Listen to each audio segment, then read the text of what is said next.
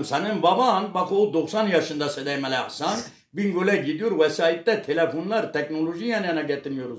Kızım senin baban Kürt hocalarından Memine Çelek kavandı dut. Sedemel Mehdi'nin bütün bilgileri benim yanımdandır.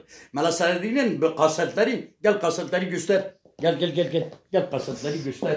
Böyle binlerce. Bak böyle binlerce götür getir. Bunlar hepsi.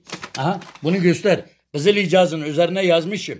Bu Mevlana Camii'nindir. Kızıl İcaz'ındır. Mevlana Camii üstünde kitaplardır. Böyle onlarca. Getir bunları babanı çek.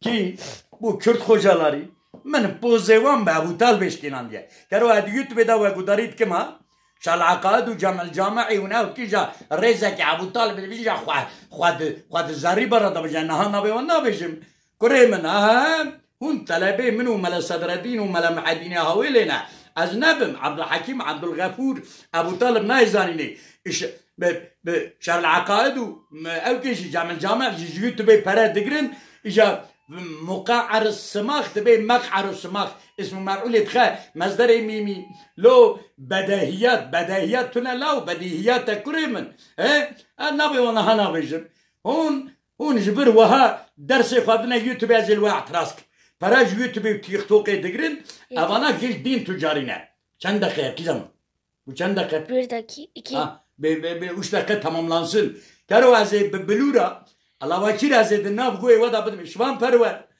kuro şvan perver na de notu şaşada minu aramu yaşar kıyamet ani pekeki metani partiyi mugo bra hünermendeki kurde fotoğrafı minu tav aramci bevra hene kalma min garziya be'akile anya hatiye bir fotoğrafı jivanda kiriya mutlaka esli vilcemte tecmira ve çakı şandı bu adresa mana kölni şvan perver ta hamestkim seydaya yekta سيدا يكتا تكنولوجيا دا سيدا متوايا هلا دا علمي بالجسار دا سيدا يكتا برخي مالا سيدو استا حميز دكم مرخص او işkence كل واحد كرني روجا جازو سيدا يكتا تفازم تلفونك دني اللي بقرم واتسابي